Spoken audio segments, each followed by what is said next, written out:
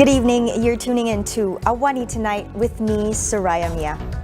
UMNO's president's speech indicates the party is confident to face elections soon. What will the Prime Minister's next move be? More on that coming up.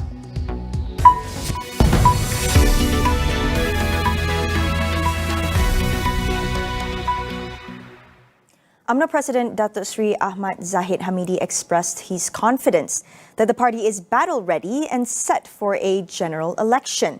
This was based on back-to-back wins in recent state polls, which indicated that the UMNO-led Barisan Nasional has the support of the people.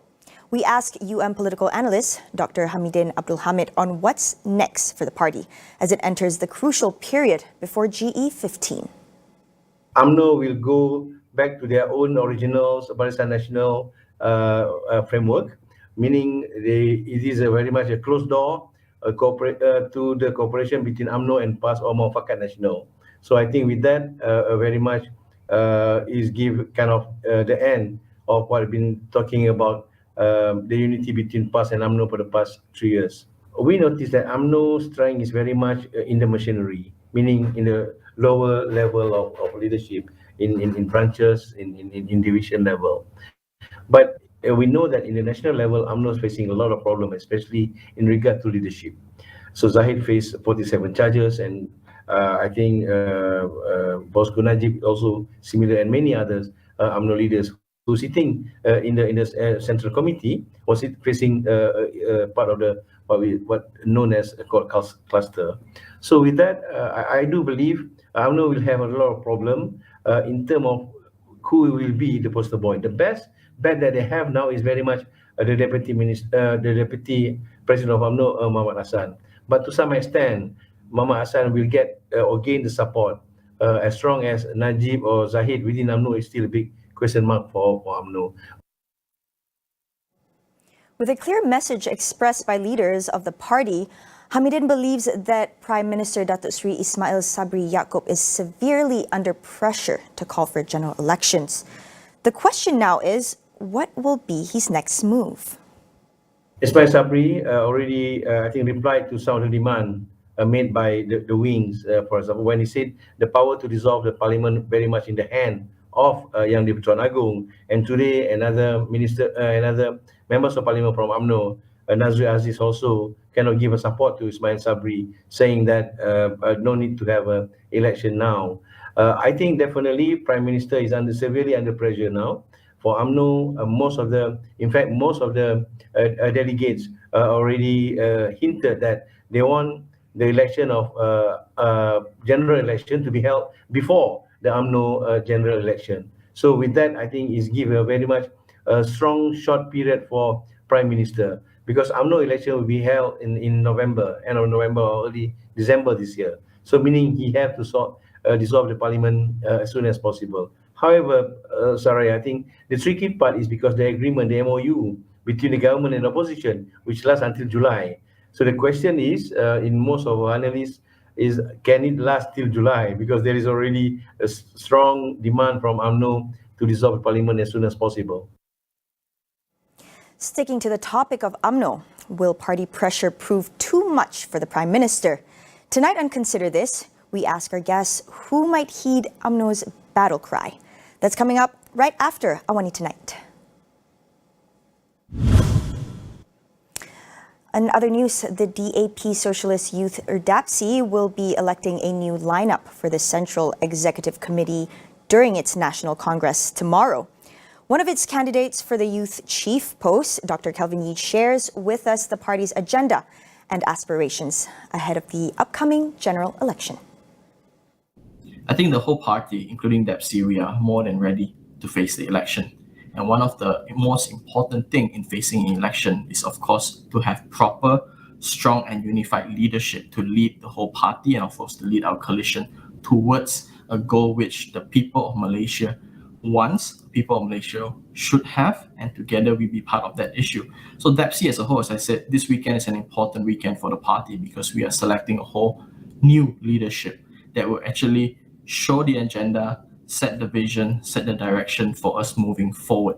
And with that, we are more than ready. One of the agenda that DAPSI will have, especially in the new committee, we will be mobilizing DEPSI from all states. So we are not just an icon leader, but we have strengths in all different layers of society in all the states. We should mobilize to push for younger candidates to be directly involved even in the elections, or even to be the backbone of the campaign or the mechanism that is going to bring forth our party and bring forth the coalition facing this general election. Kelvin highlights the importance of youth in politics, not just as voters, but as real drivers of change.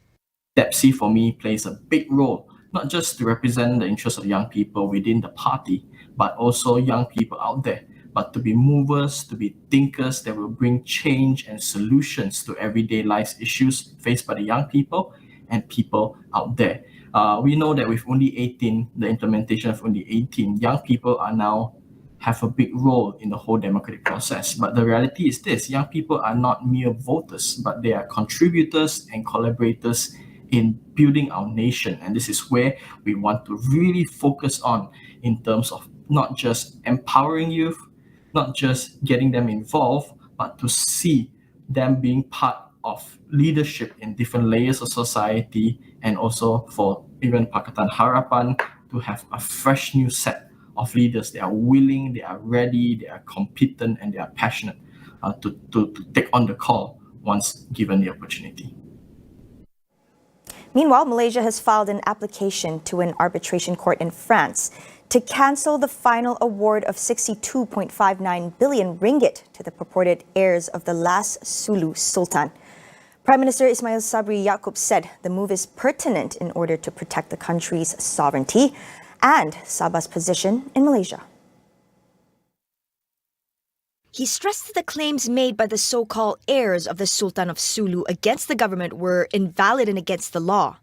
The Prime Minister said the application in the French court was filed on March 3rd to ensure that the final award could not be enforced. On February 28th, the arbitrator Gonzalo Stampa ruled that Malaysia violated the 1878 agreements between the old Sulu Kingdom in the Philippines and a representative of the British North Borneo Company that used to administer what is now Sabah. The arbitration court has instructed the government to pay the Sulu Sultan's descendants over this breach. Ismail Sabri insisted that the government will not entertain any claims over Sabah from any quarters. We'll continue after the break. Stay with us.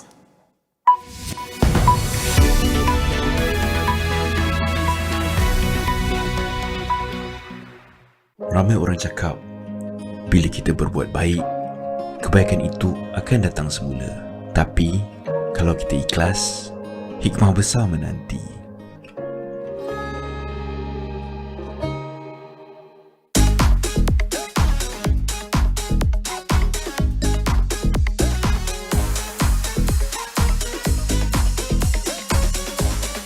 Jualan hebat hari jadi ke-10 Zalora telah tiba. 20 hingga 29 hari bulan Mac.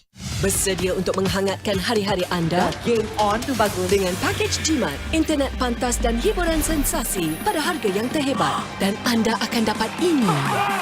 Apa tu? Dan ini. Serta banyak lagi seperti ini. Oh, baik. Ini. Dan ini. Nilai hebat untuk semua. Tunggu apa lagi? Hubungi kami sekarang di 03 7481 3000. The pandemic has underscored a need for a proper collection and disposal system dedicated for hazardous waste. The much-awaited border reopening, also scheduled on the same date of April 1st. Now the pandemic has underscored the need for businesses to not only digitize workflows, but move them to cloud. Stand by. 3, 2, 1. Hidup ini umpama permainan. Ada masanya berseorangan. Kadang-kadang berkumpulan. Ada masa kita lewat. Ada masa kita menang. Alami suka dan duka pengembaraan kehidupan mereka sepanjang match ini di Astro Citra dan Astro Go. Pertempuran antara pasukan gergasi semakin sengit. Someone's got to pull the trigger. Boom! What a start to this game. Danger here. It's gone in. Brilliant goal. Here it comes. Snapped in. All about the quality of delivery. Pertembungan epik dan tidak boleh dilepaskan. And he captures the moment. The man is extraordinary. Premier League secara langsung di Astro.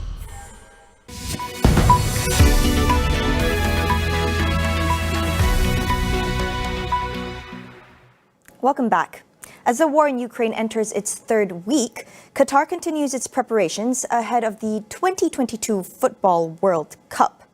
FIFA had barred Russia from the World Cup in Qatar, on top of other international sports competitions.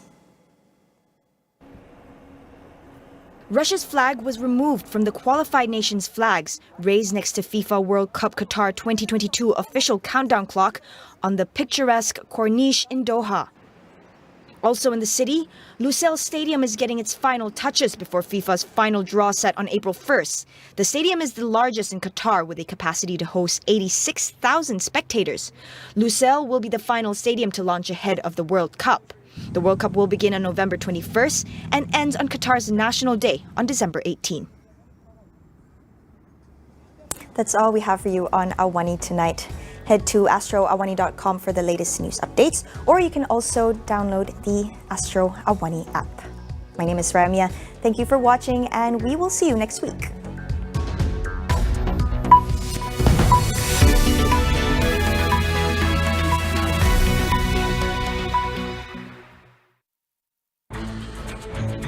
Yang telus dan tulus bersama yang paling dipercayai. Suara Malaysia, segenap dimensi, bergema merentas platform. Seimbang, terkini, laporan khas dan eksklusif. Saksikan segmen Sinar Awani Setiap hari 8 malam di saluran 501 Astro AWANI. Siren amaran awal banjir ialah sistem pengesan kenaikan aras air secara automatik.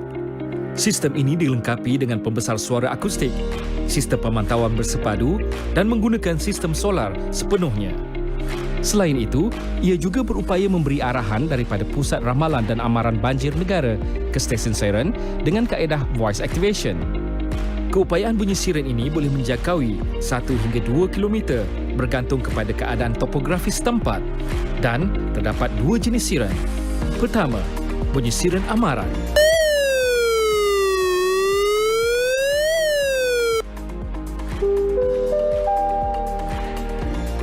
Amaran. Air sungai telah melebihi aras amaran. Semboyannya kedengaran apabila air sungai melepasi aras amaran dan penduduk diminta bersiap sedia untuk berpindah. Kedua, bunyi siren bahaya.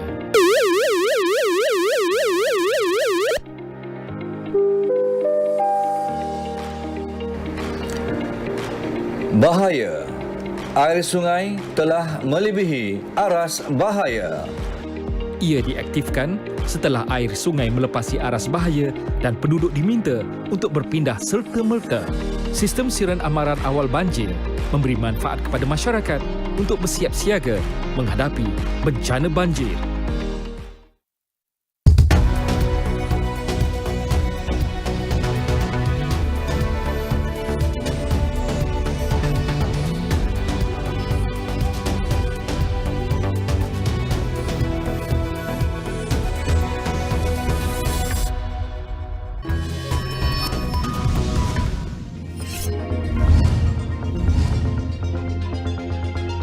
Kementerian Kewangan menafikan surat berhubung peletakan jawatan menterinya Tengku Datuk Seri Zahid